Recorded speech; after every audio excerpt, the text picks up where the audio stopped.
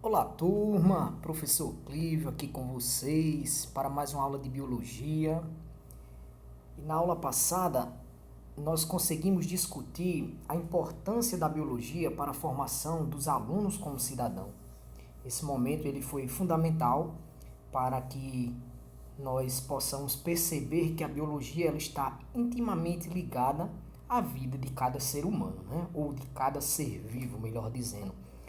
E essa percepção deve ser desenvolvida ao longo de todo o ensino médio e enfatizada em todas as aulas, com o intuito, claro, de responder aquelas perguntas básicas que a gente sempre faz: por que e para que estudar a biologia, né? Então, tem sido cada vez mais importante a compreensão do mundo vivo.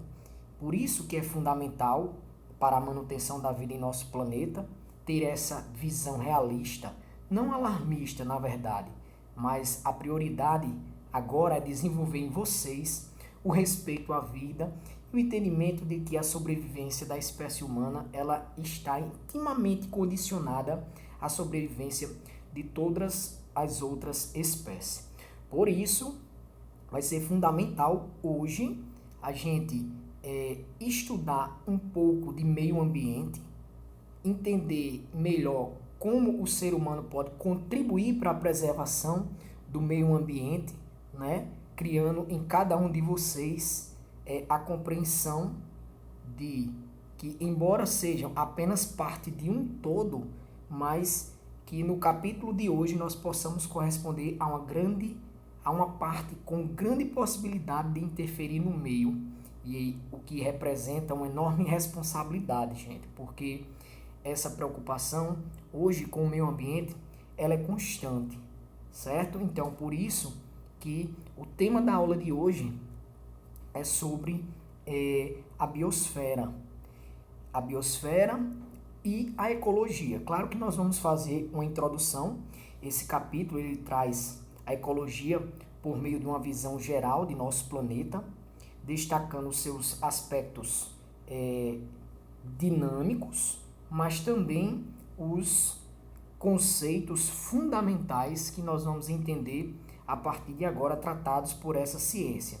Assim como também noções de clima, o efeito do clima no nosso dia a dia, sobre os oceanos e também o efeito estufa, né? Então será um momento bem propício para discutir e orientar vocês atitudes compatíveis com a prática ecológica.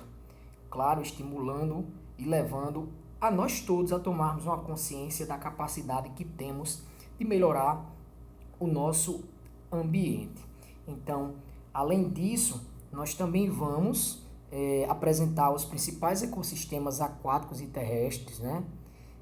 Dentro dessa classificação, nós vamos ver todos os aspectos estruturais e funcionais, tratando também tanto de rios como de oceanos e lagos. Então convido você agora a pegar o teu material para juntos conseguirmos fazer todas as anotações possíveis para a nossa aula de hoje. Se você ainda não está preparado, aperta pause, organiza teu material, porque eu já começo definindo o que seria a palavra ecologia. Então a palavra ecologia ela deriva de duas palavras gregas. A primeira é o oikos, que quer dizer casa, e a segunda é o logos, que quer dizer estudo. Assim, a ecologia, ela significa, literalmente, o estudo da casa. Essa palavra, só a título de curiosidade, ela foi usada pela primeira vez em 1800 e aproximadamente em 1866 pelo biólogo alemão Ernst Haeckel para tentar falar mais sobre o estudo das interações dos organismos entre si e com os demais componentes do ambiente. Então, se eu perguntar o que é ecologia, você já pode definir que, com base na ideia desse biólogo alemão, é a ciência que estuda as interações dos seres vivos entre si e com o meio ambiente. Estudar a ecologia nada mais é do que entender cada elemento de um sistema ecológico tendo o seu papel e sua importância e fazendo parte de uma rede delicada de interações, as quais essas redes vão contribuir para a manutenção do equilíbrio de toda a vida na Terra. Então, também são estudados os desequilíbrios ambientais, suas causas e consequências, e como eles podem ser evitados ou mesmo corrigidos, certo? Então, de posse de todas essas informações, serão propostas aqui de maneiras racionais a utilização dos recursos naturais, evitando alterações drásticas no meio ambiente, e tais alterações poderão ao longo do tempo levar ao desaparecimento de muitas espécies, entre elas a nossa espécie. Então a ecologia é esse ramo da biologia que tem chamado bastante a atenção dos pesquisadores, dos jornalistas, dos governantes, de nós como público em geral, porque está tentando trabalhar em cima dos desequilíbrios ecológicos provocados pela ação humana. E são bem claros e evidentes, e só poderão ser reduzidos à medida em que cada dia mais a espécie humana tentar conhecer melhor a estrutura e o funcionamento dos ecossistemas. Então, resumindo tudo que nós estamos estudando em ecologia, o meio ambiente é o estudo da casa, é o estudo da biodiversidade, que como a gente já aprendeu na aula passada, bio quer dizer vida, então nada mais é do que estudar no planeta Terra o ambiente de vida, a diversidade de vida, dentro de um contexto maior chamado de biosfera, que também conceituando esse termo, significa a camada que envolve tanto a superfície do planeta Terra, toda a superfície do planeta Terra, desde da água, parte da atmosfera ou no solo, ou seja, onde for possível existir vida, também podemos chamar de ecosfera. Essa biosfera, ela também está dividida para facilitar o estudo, né, em biociclos. O ciclo marinho, ou também chamado de talassociclo, que é o conjunto de todos os ecossistemas de águas salgadas. O ciclo do ciclo, ou limnociclo, que é o conjunto de todos os ecossistemas de água doce. E o ciclo terrestre, ou epinociclo. Esses são os termos científicos, né? Conjunto de ecossistemas da Terra firme. Então, a biosfera, ela contém inúmeros ecossistemas, né? Que é o conjunto formado pelos animais e vegetais em harmonia com os outros elementos naturais. Então, a partir desse termo biosfera ou ecosfera, a gente começa a perceber que existe uma grande diversidade de seres vivos, uma grande variedade de espécies diferentes habitando aqui o planeta Terra, seja na água, no ar, na litosfera, né, atmosfera, hidrosfera, ou no solo, que é a litosfera. E essa reunião, onde existe vida no nosso planeta, damos o nome de biosfera, essa camada, né, que está os seres vivos. Então, eu chego no conceito fundamental da ecologia, que é o de ecossistema, também conhecido como sistema ecológico.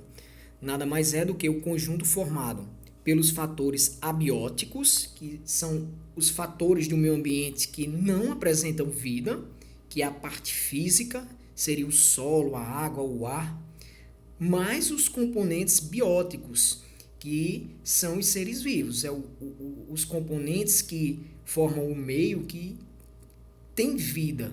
Então você tem aí dentro dentro da casa, todo um sistema ecológico de interações entre seres vivos e fatores físicos que não contêm vida. Então, qualquer unidade natural que tenha a presença da biocenose, que são os fatores bióticos dos seres vivos, mais o biótopo, que são os fatores abióticos, os elementos não vivos, você tem aí um ecossistema. Eu citei o termo biocenose para se referir aos seres vivos. Então, o conjunto de todos os seres vivos, ou melhor dizendo, conceituando, de todas as populações de diversas espécies que habitam uma mesma região em um determinado período, que habitam um mesmo ecossistema, vamos pensar assim, junto da ecologia, seria uma comunidade, certo? Então você tem os seres de uma floresta, os seres de um rio, de um certo lago, dos oceanos, aí você tem o conjunto de populações diversas, de diversas espécies, formando uma comunidade. Um outro conceito bem importante que vem a ser adotado dentro do campo da ecologia é o de população. Agora você tem o conjunto de seres da mesma espécie. Aí, ó, o conceito, indivíduos de uma mesma espécie que vão viver naquele mesmo ecossistema, aí você tem uma população. Então, a população de girafas em uma floresta, a população de pessoas em uma cidade, a população de bactérias no corpo humano. Tudo isso são exemplos de populações que podem habitar um ecossistema.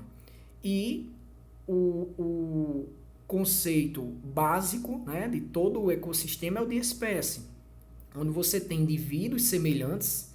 Quando eu falo semelhante, é na estrutura anatômica, é na fisiologia, nas funções, é na anatomia, é na bioquímica, falando toda a estrutura fisiológica anatômica desse ser vivo é semelhante. Então, ele acaba sendo da mesma espécie, podendo se reproduzir ao detalhe e originar descendentes férteis. Por isso que eu estou citando como exemplo, e já colocando o nome científico, da nossa espécie, que é o Homo sapiens. Então, partindo do ponto limite, que é a biosfera, você tem biosfera, o outro nível seria o ecossistema, o outro nível a comunidade, o nível menor a população e o menor nível, a base de tudo, seria as espécies. Então, da forma que partindo da base até o limite, você tem a espécie e o conjunto de indivíduos semelhantes se reproduzir podem formar uma população, assim como o conjunto de diversas populações irão formar uma comunidade, e essa comunidade interagindo com os fatores físicos do ambiente vão estar dentro de um ecossistema, e pode ser qualquer unidade natural, até mesmo a sua casa, né? O cantinho que você estuda, a nossa sala de aula, desde que haja nesta unidade, como eu falo, né? Seres vivos em contato com os fatores físicos do ambiente, você está formando um ecossistema. E o conjunto de todos os ecossistemas, na sua forma de maior amplitude, que eu posso chamar de bioma, formará a biosfera, que é justamente a ecosfera, ou seja, a casa no nosso planeta Terra. E por falar em casa no nosso planeta Terra, cada espécie ela terá o seu lugar, o seu endereço, o seu lugar específico onde ela pode ser encontrada, né? Então, dentro daquele ecossistema, eu posso ter, por exemplo, uma planta sendo o habitat natural de um inseto. Assim como o leão, eu encontro preferencialmente nas savanas africanas, né? Os ursos nos polos, enfim. O lugar específico onde essa espécie poderá ser encontrada é o que a ecologia chama de endereço.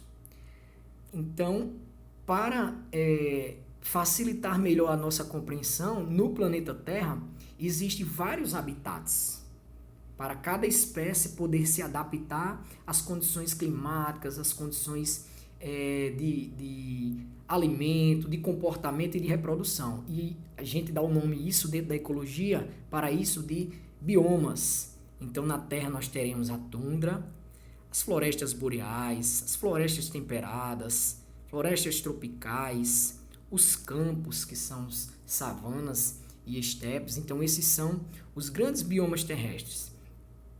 Assim como também os desertos, certo, gente? E, olhando, né, para o nosso país, também existem os grandes biomas brasileiros. E aí, dividido, né, no mapa pelas cores, certo? Na legenda, eu apresento a vocês a Amazônia, a floresta amazônica aí na tonalidade verde, a caatinga nesse tonzinho aí, né, mais puxado para um salmãozinho, né, assim, o cerrado, esse verde lodo aí na região central do Brasil, a Mata Atlântica, esse verde planta, né, aí na região litorânea e na região sul também do nosso país, os pampas lá no Rio Grande do Sul, E por fim, o último bioma, não é o último porque na sequência está em último, mas enfim, não existe essa definição, ele também é um dos menores, o Pantanal, né? Pantanal mato-grossense, bem característico daquela região do Mato Grosso do Sul. Esses são os biomas brasileiros. Eu tanto deixo dica de leitura para você se aprofundar nas suas pesquisas na internet para os biomas terrestres, como também conhecer os biomas brasileiros, já que são temas bastante puxados e cobrados pelo Enem. E por fim, o manguezal, né? O manguezal, ele não aparece aí na nossa legendazinha, certo, gente? Mas ele é muito importante e fundamental para os ecossistemas nas regiões de transição entre rios e os oceanos, né? Rios e mares, que é o litoral. Dentro do habitat, que é o endereço onde a espécie vai ser encontrada, nós vamos ter o nicho ecológico. E aí eu estou falando não mais de onde a espécie pode ser encontrada, mas sim o que é que ela faz, qual a profissão daquele organismo naquele ecossistema. E um exemplo claro disso é o comportamento, os hábitos de alimentação, né? Se ele vai se ele vai procurar pelo alimento de dia ou de noite, como é que ele se reproduz, enfim, detalhes sobre o papel, o que é que aquele organismo desempenha dentro do ecossistema. Isso aí é o nicho ecológico. Cuidado para não confundir habitat, que é onde a espécie pode ser encontrada, com o nicho ecológico, que é o papel que a espécie desempenha no ecossistema. Ainda existe o termo ecótono, certo? Que é justamente a região de transição entre duas comunidades ou entre dois ecossistemas. Então, existem espécies que vão se reproduzir e gerar descendentes férteis, formando uma população, certo? E que essa população, reunindo com outras espécies diferentes, vão formar uma comunidade. Existem espécies que não vão conseguir viver em outro ecossistema. Então, na região de transição, no limite, até onde aquela espécie pode viver, a gente chama de ecótono. Ecótono. E definindo entre dois ecossistemas, existe esse ecótono.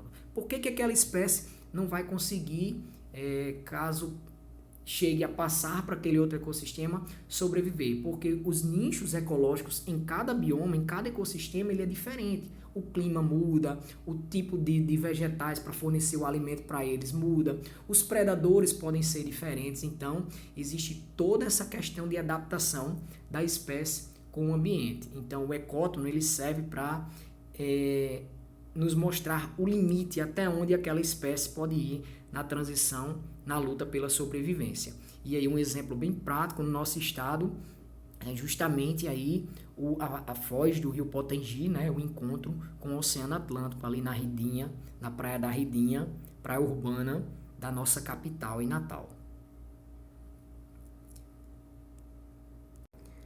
Os ecossistemas aquáticos, eles são representados pelos oceanos, pelos rios, que chamamos de lóticos, e pelos lagos, que chamamos de lênticos. Neles, os seres vivos eles são classificados em 3 grandes categorias.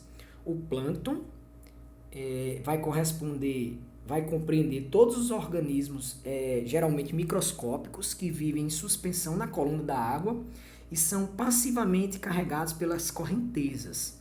No plâncton, os organismos clorofilados compõem o fitoplâncton, que são as algas, e os não clorofilados, especialmente os protozoários e pequenos animais, constituem o zooplâncton.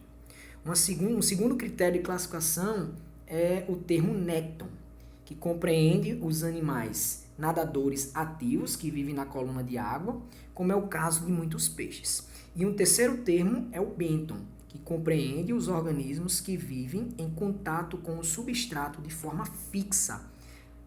A palavra usada na biologia para esses seres que vivem fixo é céssio, ou, se tiver livre, vágio.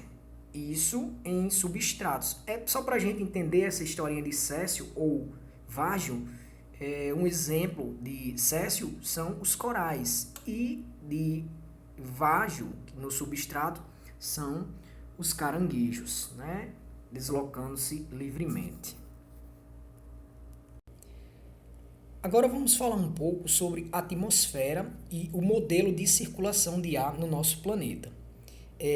Existem grandes padrões climáticos que estão relacionados, né, à qualidade de vida, vamos pensar assim, a qualidade de todos nós seres vivos no planeta Terra, já que o clima é muito importante para a saúde dos seres vivos. Então, um deles é a variação da energia solar recebida pela Terra em função, né, dos raios ultravioleta. E o outro é os movimentos de rotação e translação que vocês vão estudar na física, que ocorrem a cada minuto que passa no nosso planeta. E um outro fator fundamental importância na manutenção do equilíbrio térmico na Terra são os oceanos. De modo que o aquecimento dos oceanos acontece de forma diferente da descrita no lugar onde nós vivemos. Então, enquanto onde aqui nós vivemos é aquecido de baixo para cima, os oceanos são aquecidos de cima para baixo. Acontece que a energia solar recebida pela superfície dos oceanos, ela é parcialmente transformada em calor, que é refletido ou transmitido principalmente por meio dos movimentos das ondas para as camadas de águas mais profundas. Então, nos oceanos, a variação diária da temperatura é geralmente inferior à que ocorre aqui no continente, né, na região de terra onde nós vivemos. Então, além disso, os oceanos retêm mais calor e se aquecem mais lentamente que o solo terrestre. Então, por conta disso, os oceanos contribuem de modo efetivo na moderação do clima, como eu estava falando, né, no equilíbrio térmico, né? Uma vez que a reserva de calor nas águas adquirida nos períodos mais quentes é em parte dissipada nos mais frios. As correntes oceânicas, elas também podem determinar alterações de clima local, né? Então, vemos que além da distribuição vertical do calor pelas ondas, existe essa melhora na qualidade de vida do ar, né, que é proporcionado vindo dos oceanos para os continentes, que são os locais onde nós conseguimos sobreviver. Existe um outro fator muito importante relacionado a isso, esses padrões climáticos, que é o efeito estufa. O efeito estufa, já falando sobre a atmosfera, né, ele nada mais é do que toda a radiação que atravessa a atmosfera, 65% chega à superfície terrestre, sendo absorvida e transformada em energia térmica em infravermelho. Então, esses outros 35% retornam, como você pode ver aí na imagem. E qual é a importância para os ecossistemas? O que é que isso tem a ver, né, com o que a gente está estudando? Ora, o efeito estufa, ele serve para impedir que a Terra perca calor, atuando como um cobertor, entre parênteses aí, em destaque, efeito de cobertura. E esse efeito de cobertura mantém a temperatura do planeta em níveis que possibilitem a vida, né? Já pensou, se fosse muito frio, não conseguiríamos sobreviver, ou se fossem muito quentes, também não conseguiríamos sobreviver. Então, existem na atmosfera componentes químicos que contribuem, como o gás carbônico, que é o CO2, o gás metano, que é o CH4, e o próprio vapor de água, na evaporação, né, das águas dos oceanos, dos rios para o céu, como a gente fala popularmente. Esses componentes vão contribuir para esse efeito de estufa, que é muito importante para o nosso planeta. A atmosfera, gente, ela é fundamental para a biosfera, porque além de conter gases essenciais para a vida, como vocês estão vendo aí, impede que a Terra perca calor, atuando como esse cobertor, né, como uma estufa. E é por isso que se fala em efeito estufa. Os principais componentes, como vocês podem ver, que contribuem para esse processo é o gás carbônico, o gás metano e o vapor de água. Se alguém te perguntar qual o campo de atuação da ecologia, claro que você vai responder que a ecologia está ligada a estudar a espécie, as populações, as comunidades, todos os ecossistemas. Quando eu falo ecossistema no plural, são todos os biomas e a biosfera como um todo. Deixo para vocês essa mensagem. No próximo encontro, nós vamos trabalhar com atividades e, na sequência, com entender a dinâmica da transferência de matéria e energia, as relações alimentares dentro dos ecossistemas. E também quero fazer uma dica de filme, né? Assistam o filme Home, Nosso Planeta, Nossa Casa. Ele é um pouquinho antigo, mas é de fundamental importância para chegar nessa ideia que eu estou sobrevoando aqui com vocês, nesse campo de atuação da biologia, que é a ecologia. Talvez você não consiga clicar no link aqui da tela, mas no arquivo em PDF que eu também estou enviando aqui pelo Google Sala de Aula, você pode já direcionar, clicando nesse link do YouTube, direcionar para o filme Home. A nossa aula fica por aqui. Um forte abraço do professor Clívio.